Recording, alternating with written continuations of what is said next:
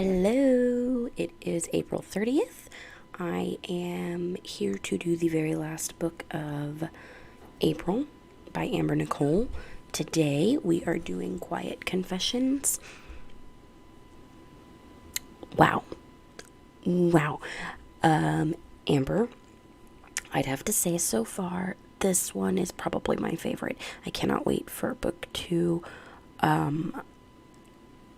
Just the dynamic in this one, the love that they all have, the way that they've all come together, the way that they know each other and that they met, and then how they go apart and then come back together is perfect, especially for a dark romance lover. So in this book you have Patience. She is perfect in every way. She has a job that she's not shy about, but some people don't like it. She has a boyfriend that she can't tell anybody about because it's super taboo and nobody would understand. She has a set of twins that are / were her best friends, and then something super tragic happens and she loses them both. Their dad ships them off, and not only does he ship them off, he ships them off to 2 separate places, so they lose each other. So they all lose their best friends, and then the twins lose each other for a while. Dad brings the oldest twin back, which is Cal, first, and Patience is excited to see him and happy that he's home, but Cal's a jerk, so he spends a lot of time hating her and being very just mean, calling her a slut and all these things,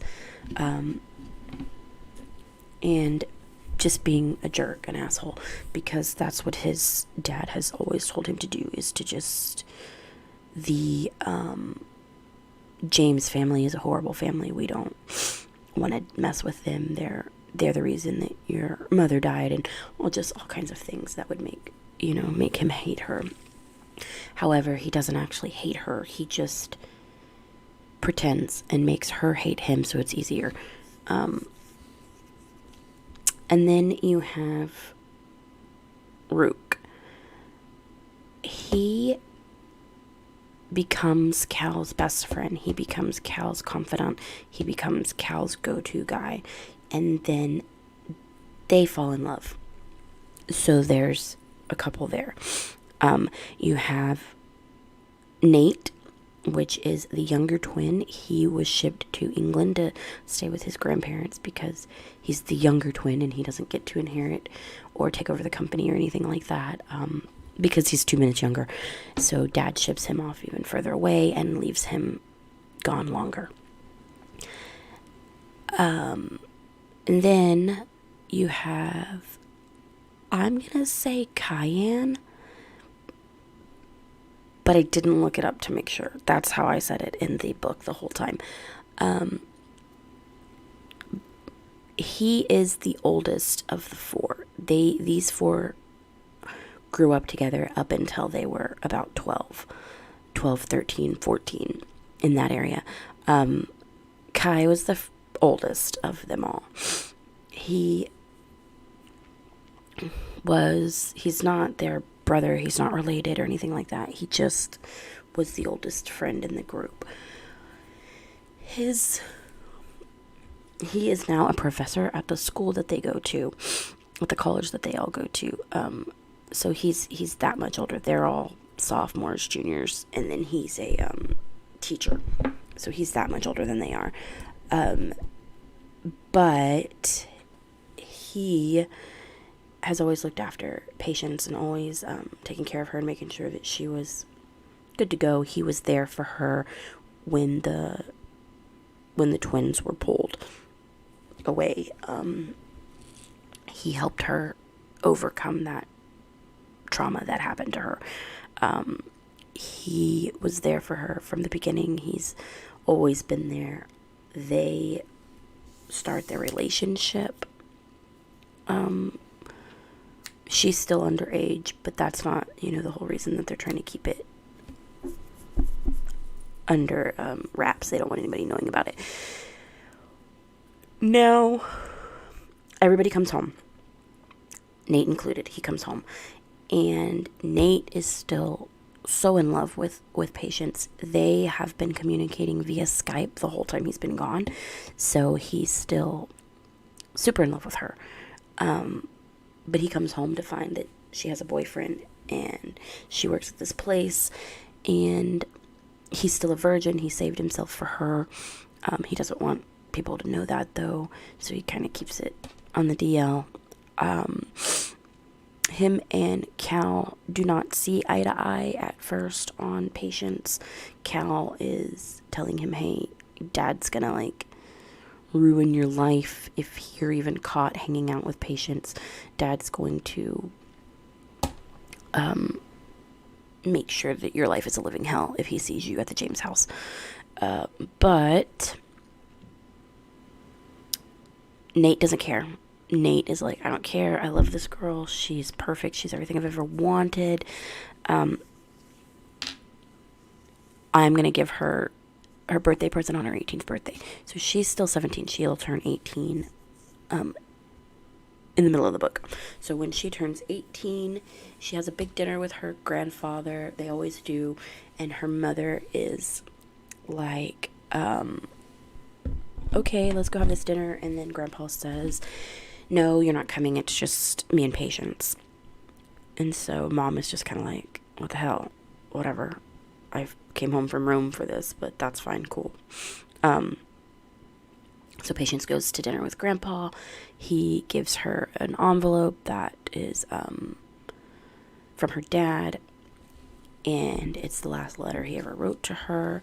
And it's just kind of sentimental. Well, then Cal and his dad show up at the restaurant that her grandfather had booked strictly for her and him for her birthday dinner. But Cal and his dad show up. So naturally she's like, what the hell is going on? I don't even like this guy. And he's like, yeah, what the hell is going on? I don't even like this girl.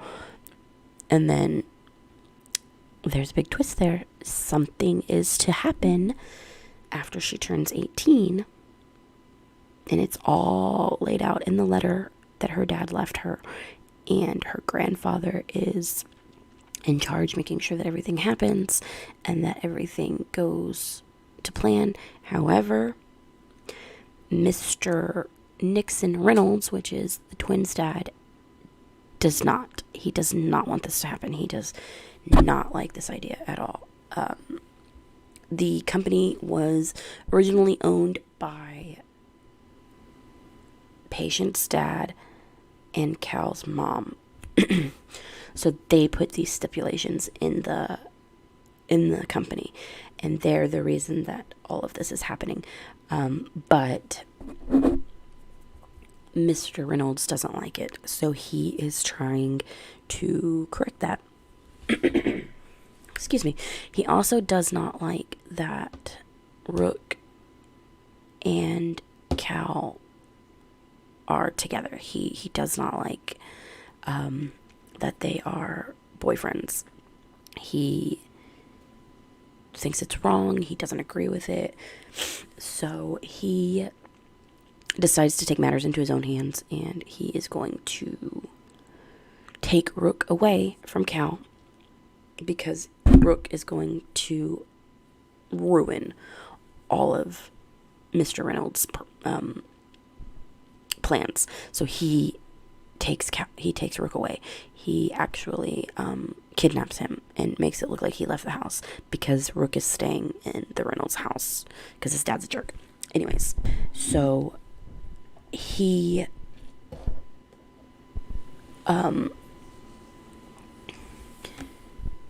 makes him look like he left. He really kidnapped him, but he made it look like he left. And then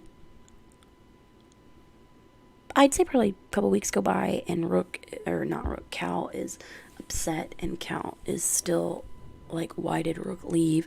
And this is after Cal and Patience have kind of made amends. They're okay now, and they so she's trying to help him be okay with Rook being gone.